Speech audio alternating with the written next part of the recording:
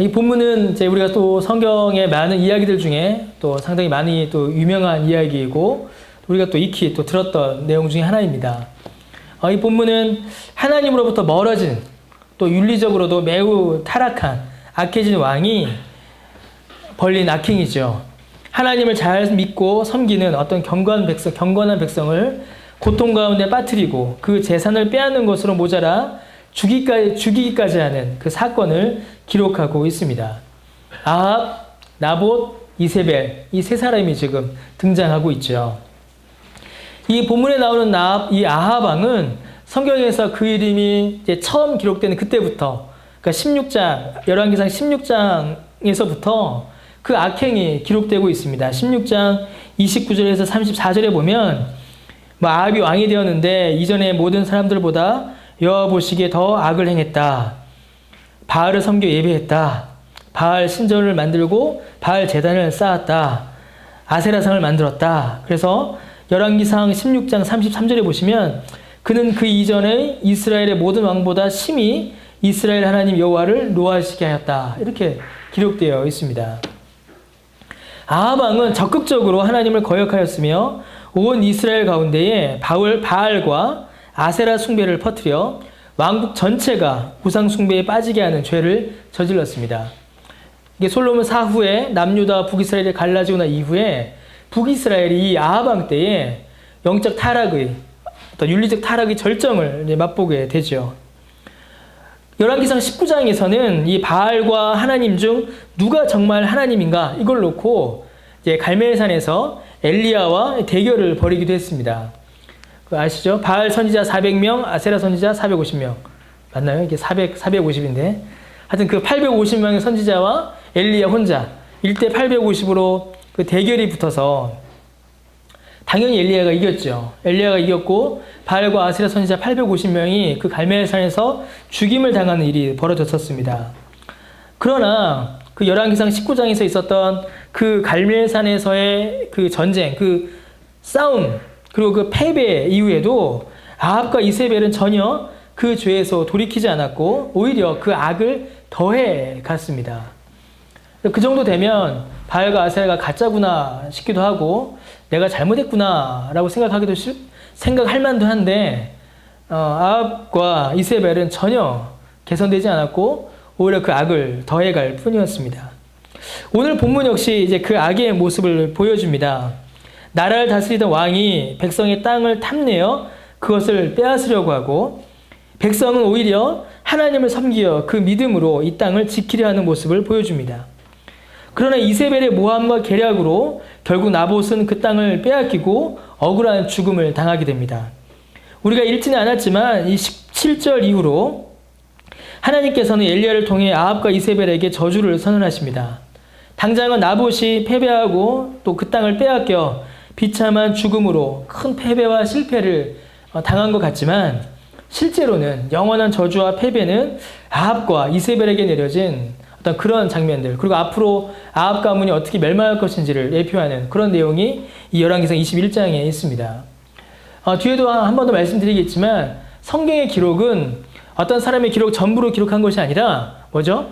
그 사람의 기록 중에 역사 사건 중에 가장 중요한 사건만을 모아놓은 것입니다. 21장의 이 내용 역시도 그런 의미예요. 아합의 인생에 많은 악행이 있었지만 그 중에서 특별히 중요한 의미를 가지는 것을 기록해 놓은 것입니다. 그래서 그 안에 있는 내용들, 그러니까 단순히 왕이 권력을 행사하여 백성의 땅을 빼앗았다라는 그 정도만으로 그치는 것이 아니라 그것보다 더 큰 의미와 더 큰 내용들이 이 본문 안에는 있다라는 것이죠. 이 본문에서 우리는 크게 이제 두 가지를 살펴볼 수가 있습니다. 하나는 나봇과 아합의 대립을 살펴볼 수가 있고 다른 하나는 나봇의 죽음이 가진 의미가 무엇인가 이걸 우리가 살펴볼 수가 있습니다. 크게 이 두 가지를 살펴볼 수가 있죠. 먼저 아합과 나봇의 대립, 아합과 나봇의 갈등을 우리가 먼저 좀 살펴보도록 하겠습니다. 아합과 나봇은 여러 가지 면에서 대립되는 존재입니다. 일단 그 신분이 다르죠. 아합은 왕입니다. 나봇은 그냥 백성이었어요. 또 아합은 우상 숭배자였고 나봇은 하나님을 신실히 믿는 경건한 자였습니다. 이러한 차이점을 가지고 이 아합과 나봇은 대립하게 되는데 이 대립은 크게 또 두 가지의 모습으로 대립의 양상을 보여줍니다. 아합과 나봇이 대립하게 된 그 첫 번째 대립은, 첫 번째 갈등은 무엇이 아름다운 것인가, 무엇이 좋은 것인가, 무엇이 귀한 것인가, 그러니까 가치관의 대립이 이 두 사람 사이에 일어납니다.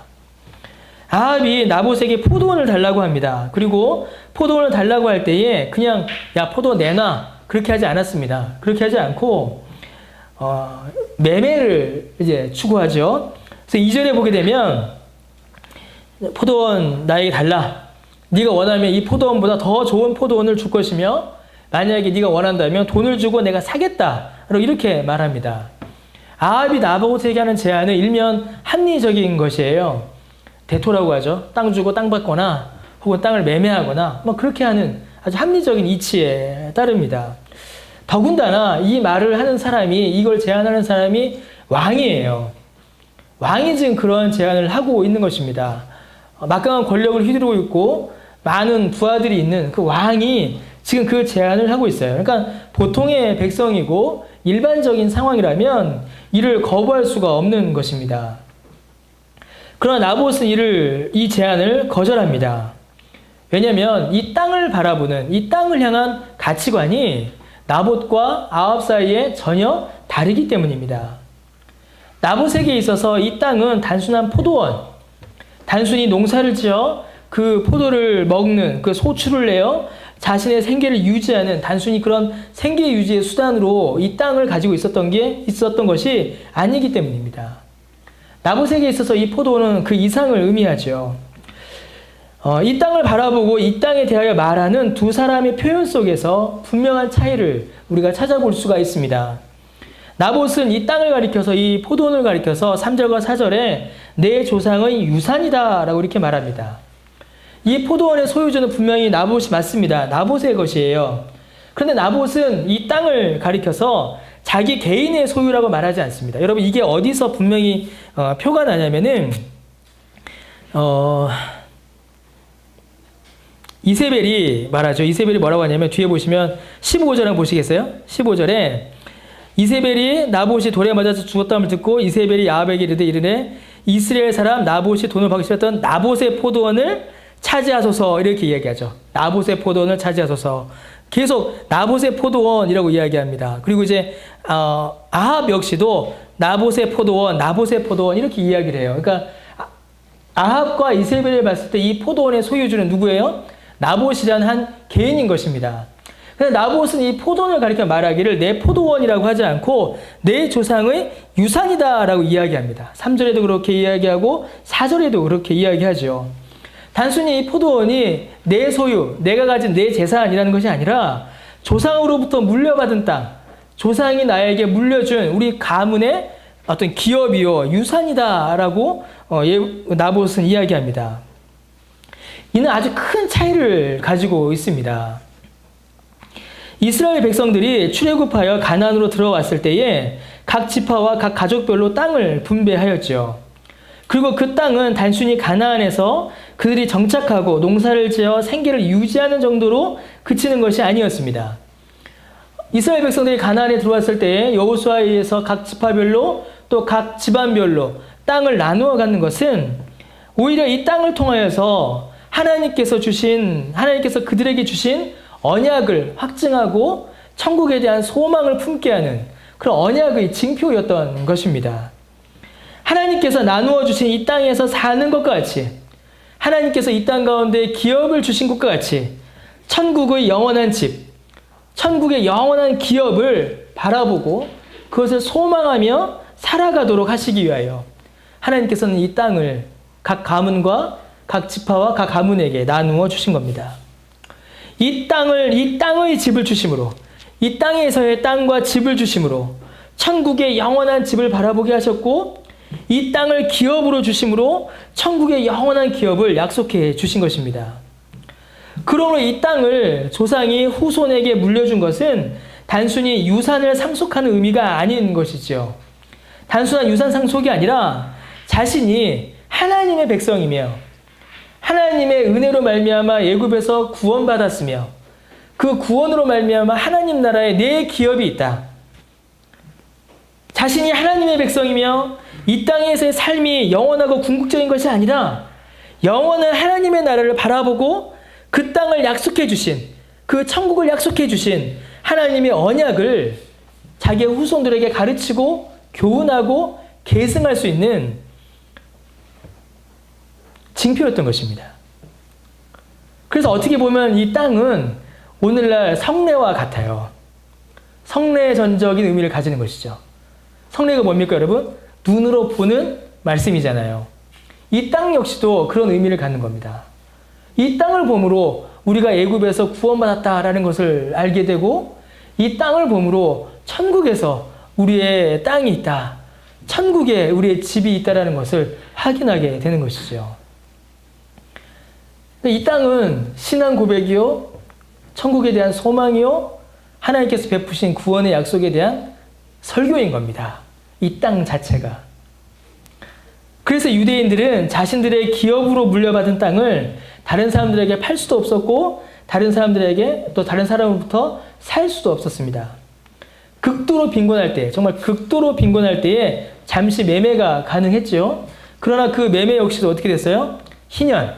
그러니까 7년이 7번, 안식년이 7번 되고, 그 7번 안식년 다음에 50년째 되는 그 희년에는 그 땅을 원래 주인에게 다 되돌려 줘야 했습니다. 왜요? 개인의 소유가 아니요, 하나님께서 약속으로 주신 땅이기 때문에 그렇습니다. 그래서 나봇에게는 이 땅이 단순한 땅이 아닌 것이죠. 이 땅을 보고 자신이 받은 구원을, 그리고 또 자기 후손들에게 가르쳐야 될 교훈을 이 땅을 통하여 받고 있었던 겁니다. 하나님께서 주신 언약의 보증이었던 것이죠. 아합의 눈에는 이 땅보다 더 좋은 땅이 있을 수 있고, 이 땅을 평당 얼마씩 값을 채서 값을 매길 수도 있었습니다. 그러나 나봇에게는 그럴 수 없는 땅이었습니다.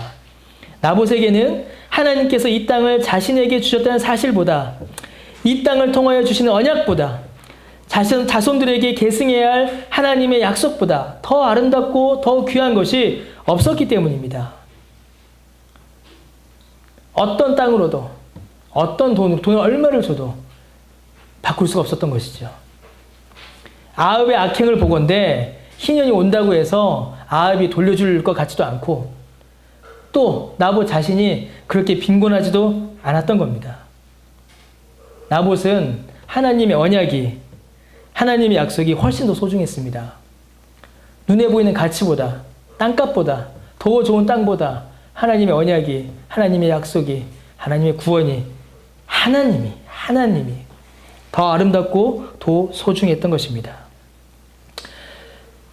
나봇의 가치관은 하나님이었죠. 그러나 아합이 추구한 아름다움, 아합이 추구한 가치는 다른 데 있었습니다.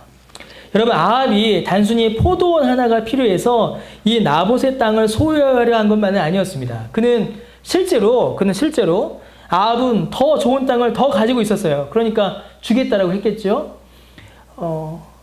오히려 아합은 더 좋은 땅도 있었고 더 넓은 땅도 소유하고 있었습니다.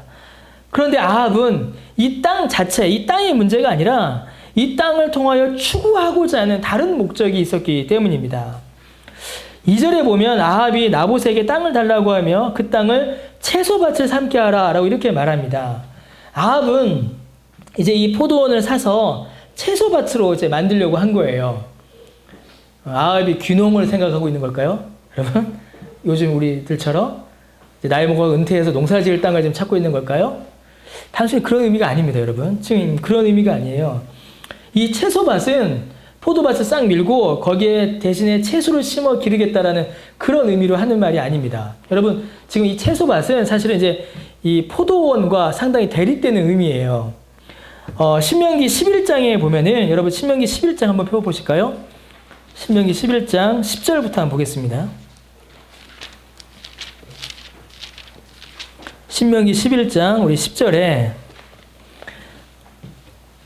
하나님께서 이제 이스라엘 백성들, 모세가 이스라엘 백성들에게 설교를 하는 것이죠. 너희가 어떤 구원을 받았는가를 막 설명하면서 하나님께서 그 땅을 주실 때 어떻게 주셨는가를 이야기합니다. 11장, 신명기 11장 10절 한번 보실게요. 9절부터 볼까요? 여호와께서 너희 조상들에게 맹세하여 그들과 그들의 후손에게 주려 하신 땅, 곧 젖과 꿀이 흐르는 땅에서 너희의 날이 장구하리라. 이렇게 얘기해 놓고 10절 보십시오. 네가 들어가 차지하려 하는 땅은 네가 나온 애굽 땅과 같지 아니하니 거기에서는 너희가 파종한 후에 발로 물대기를 뭐라고 해요? 채소밭에 댐과 같이 하였거니와. 이렇게 이야기하죠. 11절 너희가 건너가서 차지할 땅은 산과 골짜기가 있어서 하늘에서 내리는 비를 흡수하는 땅이요 네 하나님 여호와께서 돌보아 주시는 땅이라. 연초부터 연말까지 네 하나님 여호와의 눈이 항상 그 위에 있느니라. 이렇게 이야기합니다. 여러분, 이 채소밭, 구약에서 채소밭이 쓰일 때는 단순히 이제 야채 농장, 이게 채소를 심어서 채소밭을 말하지 않습니다. 이 구약에서 말하는 채소밭은 거의 다 애굽을 상징합니다. 특히 그냥 애굽이 아니라 가나안과 뚜렷이 대조되는 성격을 말할 때에 채소밭이라는 표현을 사용합니다. 신명기 11장 우리가 읽은 것처럼 애굽은 채소밭이에요. 근데 어떤 채소밭입니까? 비옥한 땅에 사람들이 돌보고 수고하여 물을 대어 가꾼 채소밭입니다. 사람들의 수고와 노력으로 소출을 얻어내고 그것으로서 풍요를 누리는 땅이 바로 채소밭이며 그게 바로 애굽이에요. 그러니까 채소밭은 애굽을 상징하는 겁니다. 애굽의 부와 애굽의 풍요와 애굽의 노동과 애굽의 기술과 그런 것들을 의미하는 게 이 채소밭이에요. 그런데 가나안은 신명기 11장에 가나안은 뭐라고 이야기하냐면 이 젖과 꿀이 흐른다라고 하는 이 말은 나중에 기회 있을 때 나중에 그 의미가 뭔지 다시 한번 살펴보겠습니다. 가나안은 채소밭이 아니에요. 가나안 채소밭이 아닙니다. 가나안은 뭐라고 되어 있어요? 밭을 만들 수 있는 넓은 평야가 아니다라고 이야기합니다. 그래서 뭐라고 해요? 가나안은 산과 골짜기다라고 이야기하죠. 밭을 만들려면 평야가 있어야 되잖아요. 그런데 가나안을 가리켜서는 산과 골짜기다라고 이야기합니다. 험지란 이야기죠. 산과 골짜기로 이루어져서 밭을 만들 만한 넓은 평야가 없다. 그리고 또 뭐라고 돼요? 무엇보다 하늘에서 내리는 비를 흡수해버리는 땅이다라고 이렇게 이야기합니다. 사람들이 물을 대면 그 땅에 물을 이제 담고 있어서 농사를 지을 수 있었던 거죠. 그런데 가나안 땅은 비가 내려도 땅에 물을 먹어버리니까 물을 흡수해버려서 땅 위에 물이 고이지를 않는 거예요. 물이 고이지도 않으니까 물이 놓이지도 않으니까 농사를 지을 수가 없는 땅인 겁니다. 낮에 열기에 물이 다 말라버리는 거예요. 험지죠. 채소밭을 만들기에는 밭을 만들 만한 어떤 평야도 부족하고 산과 험지이고 또 채소밭을 만들어 물을 대기에는 그 물이 고여있고 물이 흐르는 것도 드문 그런 사막이요 험지가 바로 가나안이다라는 것입니다. 그런데 그 가나안이 좋은 이유는 딱 하나 있어요. 신명기 11장 12절에 뭐라고 되어 있습니까? 내 하나님 여호와께서 돌보아 주시는 땅이다. 연초부터 연말까지 네 하나님 여호와의 눈이 항상 그 위에 있다. 이거 하나입니다. 가나안 땅이 복되고 가나안 땅이 좋고 가나안 땅이 소중한 이유는 단 하나의 이유예요. 하나님께서 돌보아 주시기 때문입니다. 사람의 수고와 노력으로 풍요를 이루고 사람과 수고의 노력으로 소출을 얻어내는 애굽의 그런 풍요가 아니라 하나님이 돌보아 주지 않으시면 어떠한 소출도 어떠한 열매도 맺을 수 없는 이 땅, 그게 바로 가나안이죠. 그리고 그게 가나안이 가진 복이요, 그게 가나안이 가진 아름다움입니다. 애굽은 사람의 수고와 노력, 사람의 소출에 가치관이 있다면 가나안은 어디에 가치관이 있어요? 어디를 바라볼 수밖에 없어요? 하나님을 바라볼 수밖에 없는 것이죠. 애굽은 사람의 기술에 가치를 둔다면 가나안은 어디에 하나님의 은혜에 가치를 둘 수밖에 없는 땅인 겁니다. 왜 포도원이겠습니까? 여러분, 왜 포도원이겠어요? 물론 진짜 포도원이었을 겁니다. 진짜 포도원이에요. 근데 포도원은 뭐예요? 구약 성경에 이스라엘 백성들을 상징합니다. 이스라엘 백성들을 예표하는 거예요. 이스라엘 백성들이 살아가는 이스라엘 백성들, 포도원을 싹 제거해버리고 그 위에 뭘 만들겠다는 거예요? 지금 애굽을 만들겠다는 겁니다. 아합이 바라보는 바는 애굽이에요. 아합은 지금 나봇의 포도원을 바라보며 애굽을 꿈꾸고 있는 겁니다. 애굽의 그 풍요, 애굽의 영광, 하나님과 상관없는, 하나님이 없어도 되는, 하나님의 은혜를 전혀 간구하지 않아도 되는 그 땅, 그 영광, 그 부요를 지금 아합은 꿈꾸고 바라보고 있는 것입니다. 아합은 사람이 만들어낸 풍요가, 부가, 힘이 아름답다고 믿었지만 나봇은 풍요롭지 않다 하여도 하나님께서 돌보아 주시는 척박한 땅이 오히려 더 아름답다고 믿고 있는 것입니다. 아합은 하나님 없는 풍요와 하나님 없는 성공과 하나님 없는 부가 아름답고 귀한 것이다라고 추구하고 있지만 나봇은 그런 거 없어도 하나님과 함께하는 척박함이, 하나님과 함께하는 가난함이 더 소중하고 더 아름답다라고 믿고 있는 것이에요. 아합은 세상을 통하여 세상이 아름답다고 하는 것을 아름답고 좋게 여겼지만 나봇은 하나님을 아름답다고 믿었습니다. 아합은 애굽의 풍요가 아름다웠지만 나봇은 하나님의 약속과 하나님 그분이 아름다운 분이었습니다. 여러분, 여러분에게 아름다운 것이 무엇입니까? 여러분에게 가장 아름답다고 여기는 것, 여러분이 정말 추구하는 것, 여러분의 인생을 다 모아서 향하고 있는 그 추구하는 목적이 무엇입니까? 여러분은 무엇을 추구하고 계신가요? 아합과 나봇 사이에 두 번째 대립이 있었습니다. 아합과 나봇 사이의 두 번째 대립은 이제 누가 왕인가라는 질문에 대한 답에서 나타납니다. 누가 왕인가? 왕은 어떤 존재인가? 왕이란 어떤 존재이고 왕의 권력이란 어떤 건가? 여기에 대한 생각에서 뚜렷한 대립을 지금 보여주고 있습니다. 권력관, 왕권에 대한 생각이 달라요. 아합은 성경의 여러 기록을 보면 다소 소심하고 미약한 사람이었습니다. 그래서 여기 성경에도 우리 다시 열왕기상 21장에 보면은 어떻게 돼요? 나봇이 그 땅 안 주니까 어떻게 돼요? 아침에 우리 어린이 설교할 때 나봇이 어떻게 했죠? 그러니까 흥치뿡 이랬는데 나봇이 흥치뿡 한 거죠. 삐진 겁니다. 실제로 이제 많은 주석가들이 이 열왕기상 21장 우리 4절에 나타난 이 나봇의 이 아합의 모습을 보고서 아이들의 삐진 모습이다라고 이렇게 설명합니다. 그래서 진짜 그렇게 설명합니다. 삐진 거예요. 소심합니다. 소심하고 좀 그래요. 그래서 잘 삐지고 막 그럽니다. 왕이 돼갖고 채신 없게 그거 안 해준다고 밥 안 먹어. 그리고 집에 가서 이불 뒤집어 쓰고 들어 누운 거예요, 지금. 이런 장면이 사실은 이제 여러 번 나와요. 그래서 이제 실제로 아합 시대 때 권력을 가졌던 사람은 아합이 아니었습니다. 실제로는. 누굴까요? 이세벨이었습니다. 이세벨이 아합을 조종해요. 그래서 이세벨과 결혼함으로 아합이 바알과 아세라를 숭배하기 시작하고 갈멜산의 싸움도 그렇고 지금 오늘 본문에서도 실제로는 이세벨이 주고 힘듭니다. 아합이 왕권을 가지고 있었지만 실제 권력은 이세벨이 쥐고 흔든 거죠. 나봇이 이제 거부합니다. 이 땅 줄 수 없습니다. 라고 하자 아합이 주춤해요.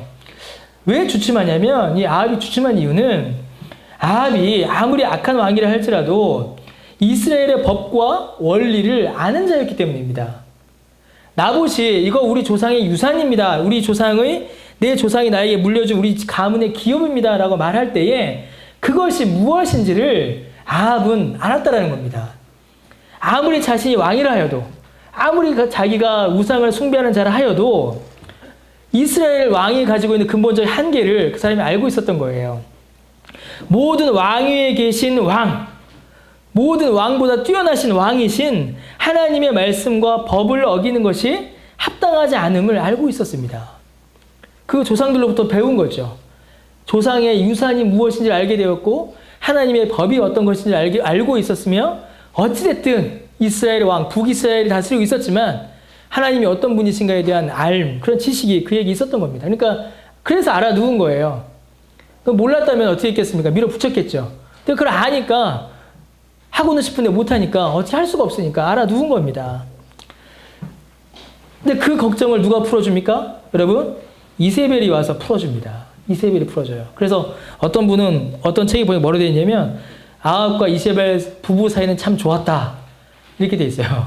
그러니까 부부 사이는 참 좋았던 겁니다. 남편이 알아눕고 있으니까 부인이 이제 찾아와요. 그래서 아합이 들어눕자 이세벨이 와서 걱정하며 물어봅니다.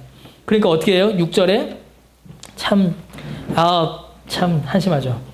다 일러 바칩니다. 그런데 말이야 이러면서 막 다 일러 바쳐요. 그런데 이 일러 바치는 내용이 중요합니다. 6절에. 6절에 매우 중요한 말이 하나가 나타나질 않아요. 조상의 유산이라는 말이 나타나질 않아요. 그런 말이 하나도 나타나지 않습니다. 하나님이 어떻느니, 기업이 어떻느니, 조상의 유산이라는 게 어떤 의미인지 그런 말은 하나도 나타나지 않아요. 그런 말은 다 빼버리고 나봇의 말, 나봇이 한 이야기는 다 빼먹고 자기 이야기만 쭉 합니다. 그래서 이세벨에게 나봇을 어떻게 설명해요? 고집불통에 왕에게 불충하는 꽉 막힌 인간으로, 아주 나쁜 인간으로 나봇을 설명하죠. 그러자 7절에 이세벨이 아주 중요한 말을 합니다. 7절에 이세벨이 아주 핵심적인 이야기를 해요. 왕이 지금 이스라엘 나라를 다스리시나이까 나봇의 포도원을 왕에게 드리리이다 라고 이야기합니다. 이 왕이라는 표현을 이제 반복해요. 왕. 당신이 이스라엘의 왕이다. 당신이 이스라엘의 왕인데 어떻게 겨우 그 포도원 하나 갖고 이렇게 들어 눕느냐? 당신이 왕이라면 모든 것을 할 수 있고 왕이라면 모든 것을 가질 수 있는데 그거 하나 빼지 못해서 지금 왕이라는 사람이 들어 누워 있느냐? 이렇게 이야기하고 있는 겁니다. 지금 이 말은 낙심한 남편을 이렇게 격려하는 그런 말이 아니에요. 의기소침해진 남편을 막 북돋아주는 그런 이야기가 아닙니다. 지금 이세벨의 이 말은 왕에 대한 개념이 성경에서 말하는 왕에 대한 개념과 이방인이 말하는 왕에 대한 개념이 얼마나 다른지를 보여주는 표현입니다. 여러분, 이세벨은 이방인이죠. 사무엘 이전 시대까지 이스라엘과 이스라엘 주변 국가들 사이의 결정적 차이점은 왕의 유무였습니다. 사무엘이 사역할 때까지 이스라엘은 왕이 없었어요. 그렇죠? 왜냐하면 이스라엘의 왕은 누구세요?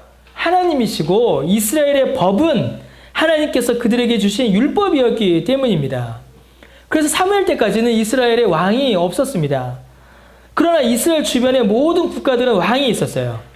그 왕이 백성들을 통치하였고 왕이 백성들을 지배하였으며 왕이 리더십을 발휘하여 막 전쟁을 하고 막 그랬습니다. 권력 구조가 생긴 것이죠. 권력 구조가. 그래서 권력 가진 자와 권력이 없는 자, 지배층과 피지배층 이런 신분의 어떤 분열이 그 이방 국가들 사이에서는 이제 일어나고 있었던 겁니다. 이스라엘의 지도층들이 그걸 요구하는 거예요, 지금. 우리에게도 왕을 달라. 우리도 왕을 세워서 이방 국가들처럼 저들과 같은 왕을 달라고 하잖아요. 왕을 세워서 우리도 전쟁도 하고 무역도 하고 이기자. 그리고 왕을 세워서 권력이란 걸 만들어서 권력 있는 자들이 좀 힘을 좀 누려보자. 그런 의도로 자꾸 왕을 요구합니다. 그래서 하나님께서 그들에게 왕을 주세요. 그 첫 번째 왕이 사울이었죠. 자, 그런데 하나님께서 그들에게 이스라엘에게 왕을 주셨다고 하여서 그 왕의 개념이 이방의 왕들과 같은 것은 분명히 아니었습니다. 완전히 달라요. 여러분, 이방 국가들은 왕을 이방 그 이스라엘 주변에 있었던 모든 나라들, 그 나라들뿐만이 아니라 전 세계 역사에 나타나는 왕들은 전부 다 특별한 존재로 그려집니다. 여러분 언뜻 보면은 이집트 파라오의 피라미드 안에서 벽화가 발견이 되고 막 그런 벽화가 보이잖아요. 그런 벽화들 한번 자세히 한번 보세요. 그러면 그 벽화들 중에 아주 보통 사람들보다 키가 큰 사람들이 있어요. 누굴까요? 그게 왕입니다. 왕을 그릴 때는 보통 사람들보다 한 4-5번 정도를 크게 그려요. 완전히 크게 그립니다. 애굽에서 이집트의 고대 문명에서만 나타나는 현상이 아니에요.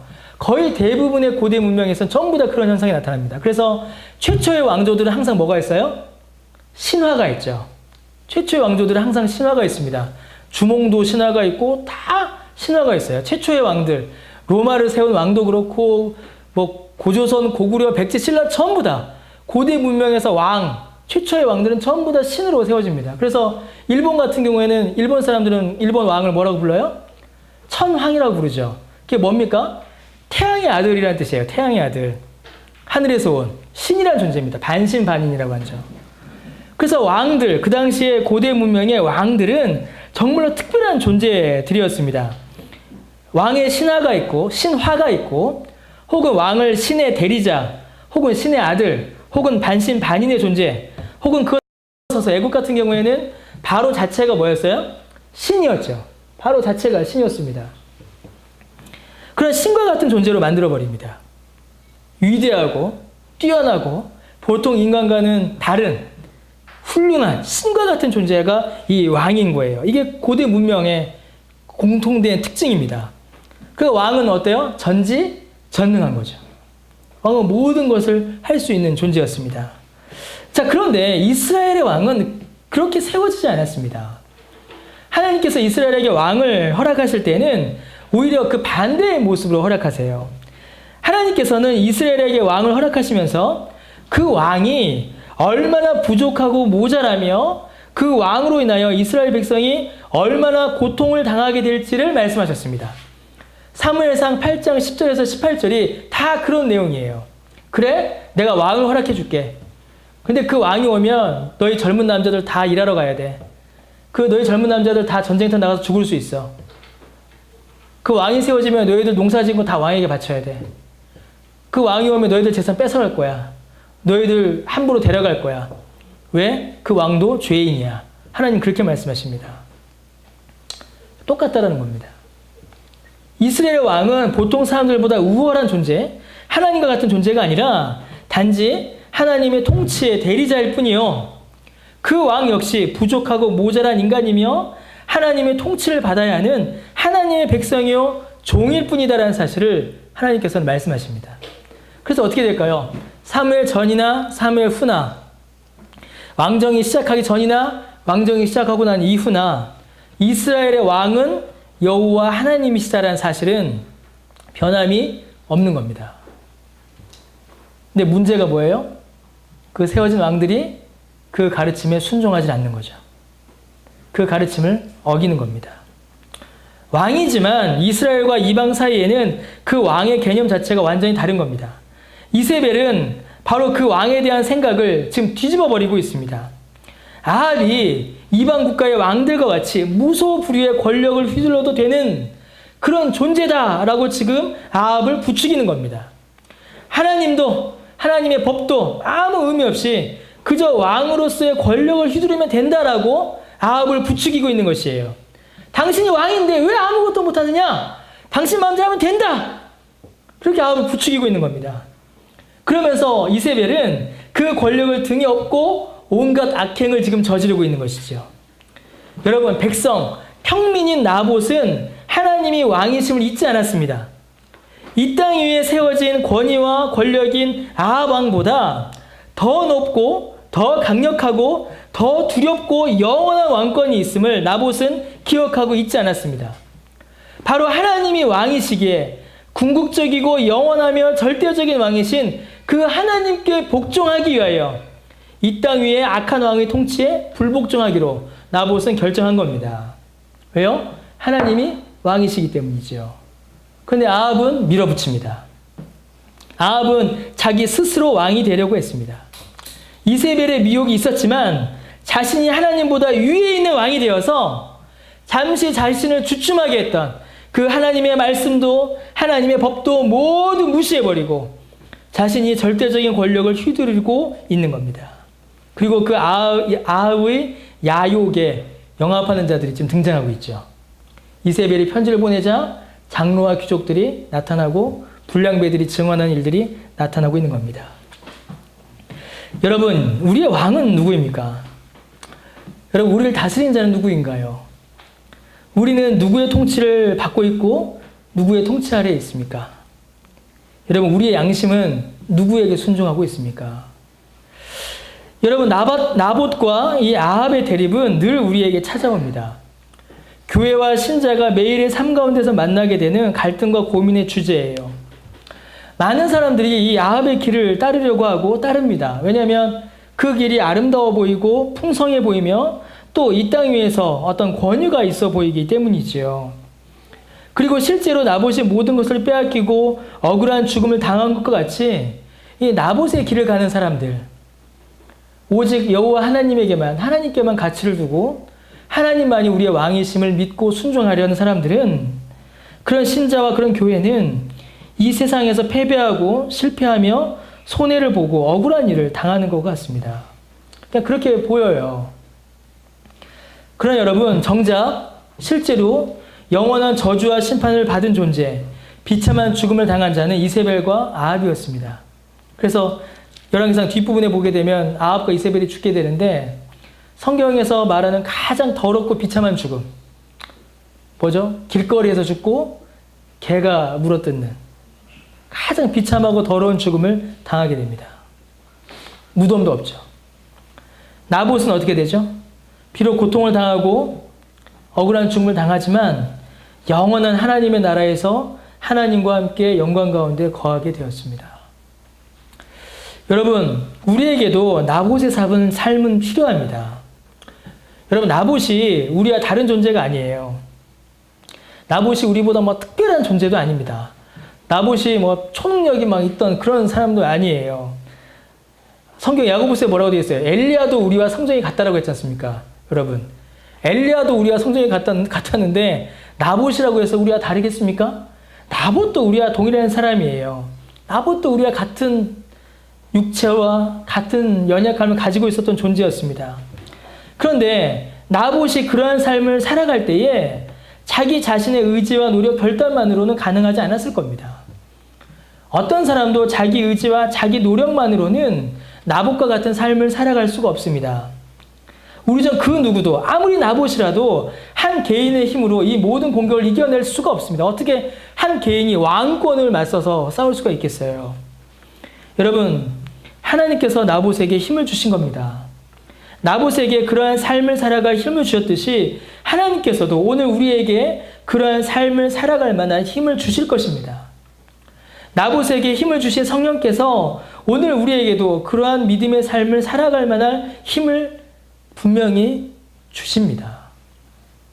우리의 눈을 열어 무엇이 정말로 우리에게 귀한 것인가 그 가치관을 새롭게 하여 주시고 우리의 눈을 열어 우리의 왕이 누구인가 정말 우리가 순종해야 될 왕이 누구인가를 다시 한번 확인하게 하십니다. 우리가 무엇을 추구하며 무엇에 순종하며 살아야 하는가를 성령께서는 오늘 우리에게도 말씀의 강서를 통하여 성례를 통하여 우리에게 교훈하여 주십니다. 그것을 놓고 우리가 또한 기도해야겠죠. 그것이 우리의 기도의 제목인 것입니다. 여러분, 나봇과 아합의 대립도 아주 중요하지만 우리가 본문에서 놓치지 말아야 할 것, 정말로 유심히 봐야 할 것이 있는데 그것은 바로 나봇의 죽음입니다. 나봇의 죽음이 가진 의미가 매우 중요합니다. 나봇과 아합의 대립이 우리에게 주는 교훈은 우리가 어떻게 살아야 하는가, 우리가 무엇을 행해야 하는가에 대한 교훈이었어요. 가치관을 하나님에게 두고 하나님의 말씀에 순종하며 살아야 된다. 이 짧은 말을 그렇게 오래 했네요, 제가.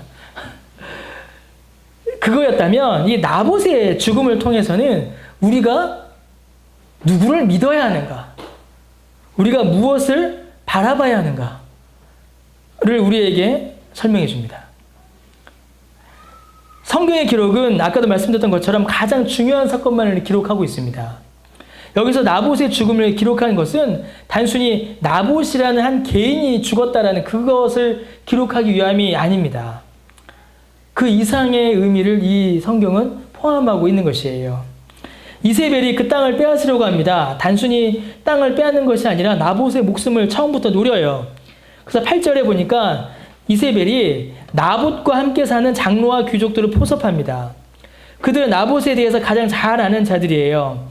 아마도 이 나봇은 장로나 귀족이 아닌 그저 평범한 백성이었던 것 같습니다. 그리고 이 장로와 귀족들이 나봇을 별로 좋아하지 않았던 것 같아요. 그러니까 바로 어떻게 해요? 이세벨에게 협력하죠. 왜 그렇겠습니까?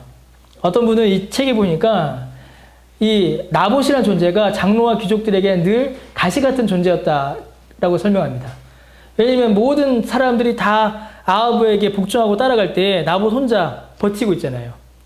장로와 귀족들도 그렇게 살아가고 있는데 나봇을 보면서 찔림을 받고 있는 겁니다. 아, 저거 귀찮아. 저거 때문에 내가 양심이 괴로우니 저거 어떻게 없앨 수 없을까? 그런 고민을 하고 있었던 거예요. 그러면서 9절, 이제 8절, 9절 이렇게 편지를 보내면서 장로들을 통해서 금식을 선포하게 합니다. 뜬금없는 갑자기 금식을 선포하게 돼요. 여기서 이 금식을 선포하는 일은 매우 중요한 의미를 가지는데 지금 이 나봇과 아합 사이의 대립, 이 사건의 성격을 지금 바꾸어 버립니다. 이 이세벨이. 아주 이세벨 참 무서운 사람이에요. 지금까지 뭐였죠? 악한 왕과 경건한 백성의 대립이었습니다. 이 사건만 놓고 보면. 그래서 하나님의 말씀을 지키는 경건한 백성과 우상 숭배하는 하나님 말씀 어기는 나쁜 왕이 지금 대립하고 있다. 이 싸움이었어요. 근데 이 구조를 가지고 계속 가게 되면 어떻게 돼요? 아합이 밀리잖아요. 이게 프레임을 지금 바꾸고 있는 거죠. 사건의 프레임을. 금식을 선포하면서 어떻게 바꿔버려요? 나봇이 죄인이다 라는 사실을 바꿔버립니다. 왜 이스라엘이 금식해요? 이스라엘이 금식할 때는 온 백성이 회개할 만한 매우 중대한 범죄가 있을 때에, 온 백성이 회개할 때에 금식을 선포했습니다. 근데 뜬금없이 장로들이 야 니들 다 금식해야 돼 라고 합니다. 그러니까 백성들이 어떻게 느끼는 거예요? 야 뭔가 큰 범죄가 일어났나 보구나. 뭔가 하나님 앞에 우리가 회개해야 될 정말 중대한 범죄가 일어났나 보구나. 어떻게 되죠? 프레임이 지금 덮어버리는 것이죠. 그래서 어떻게 돼요? 그러면서 나봇을 가운데 딱 세워버립니다. 말 안 해요. 일단 세웁니다. 그럼 백성들이 뭐라고 생각할까요? 금식이네? 회개할 일이네? 근데 나봇이 중앙에 섰네? 저는 뭐 잘못했나 보구나. 바꾸어버리죠. 이 대립의 구조가 갑자기 바뀌어버립니다. 이 일의 성격이 바뀌어버려요. 그리고 재판을 시작합니다. 그러면서 증인 2명을 세워요. 이 증인 2명을 세웠다는 말은 이제 신명기의 재판법을 그대로 반영하고 있는 것이죠. 죽을 죄, 사형에 처할 죄를 행할 때는 반드시 증인이 몇 명이어야 돼요? 성경에는 2명 이상이어야 합니다. 2명이어야 돼요. 그래서 이세벨이 뭐라고 합니까? 불량한 사람들, 불량배, 13절에 불량자라고 되어 있죠. 옛날에 개혁 한글은 불량배 이렇게 썼는데 불량자, 이 나쁜 사람 2사람을 데려와서 거짓말을 시킵니다. 그래서 재판이 어떻게 돼요? 합법적으로 이루어지게 해요. 어떤 재판이겠습니까? 하나님과 왕을 모욕한 죄가 되는 거예요. 사실 왕은 끼면 안 되죠. 하나님만 있으면 됩니다. 왕이 하나님과 동등하다는 거예요, 지금. 하나님을 모욕한 죄. 이게 뭐죠, 여러분? 신성 모독의 죄입니다. 하나님의 이름을 욕되게 한 거예요. 처음에는 경건한 백성과 우상 숭배하는 왕의 싸움에서 이제는 어떻게 된 거예요? 경건한 의인이 하나님을 모욕하는 신성 모독의 죄로 불의한 재판을 당하여 죽게 된 겁니다. 이세벨의 모든 과정은 전부 다 합법적이었습니다. 더욱이 이는 이스라엘의 영적 특징과 율법을 잘 반영하였어요. 장로와 귀족들, 특별히 장로들은 율법을 따르면 백성의 죄를 다스리는 역할을 하는 자들입니다. 그러니 장로와 귀족들을 세웠다는 말은 율법을 따르고 있는 것이죠.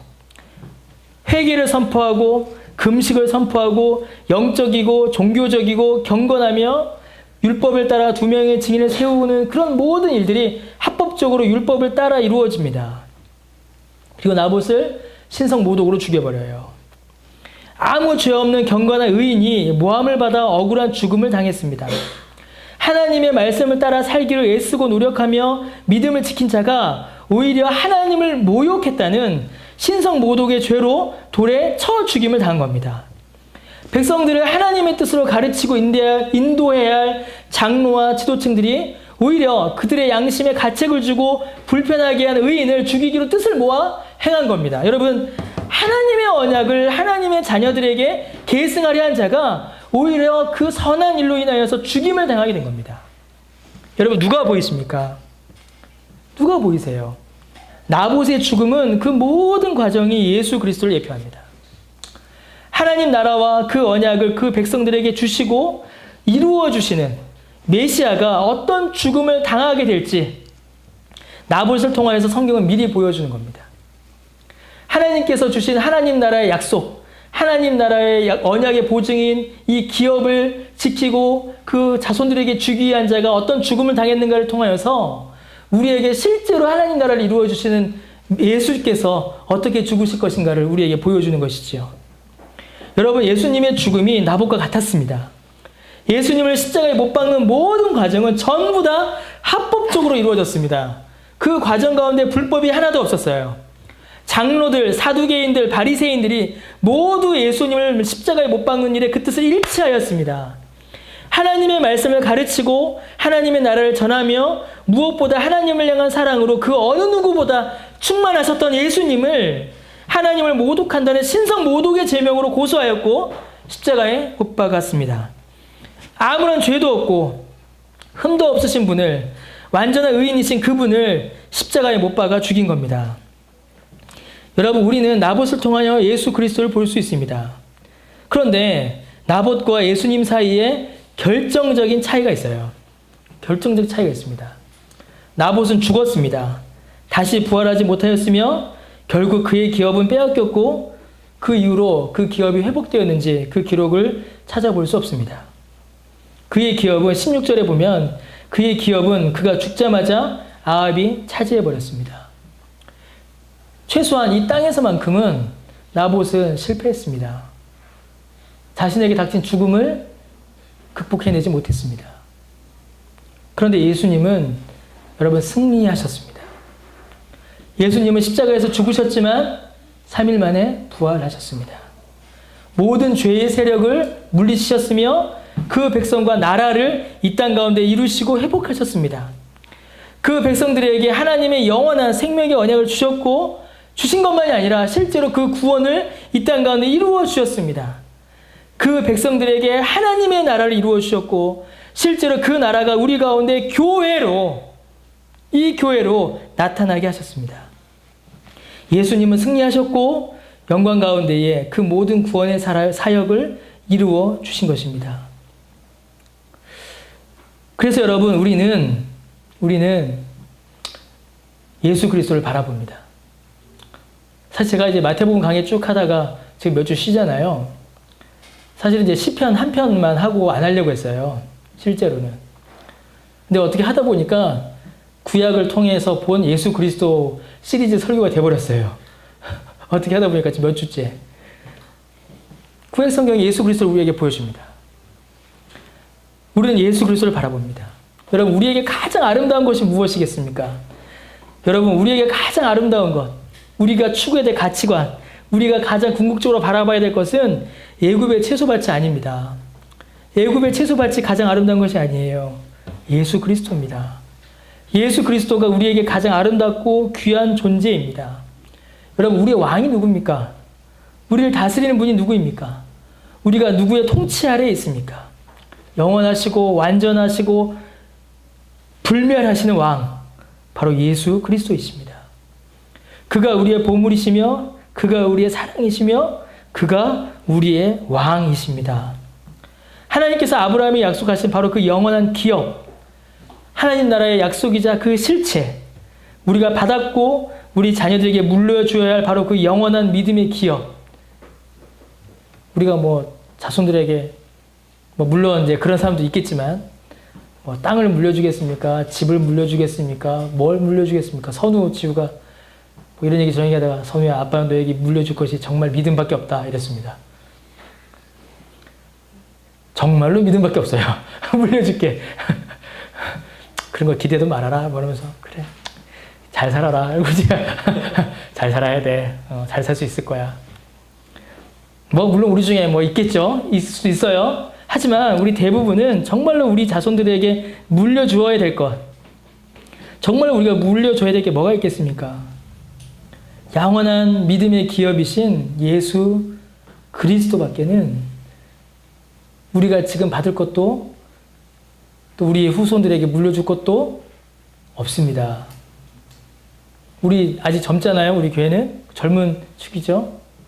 이제 애기들 태어나기도 하고 아직 어리고, 근데 우리 이제 후세대 준비해야 돼요. 생각해야 돼요. 여러분, 우리 아이들, 우리의 자녀들 무엇을 물려줄 것인가에 대한 생각을 우리가 해야 합니다.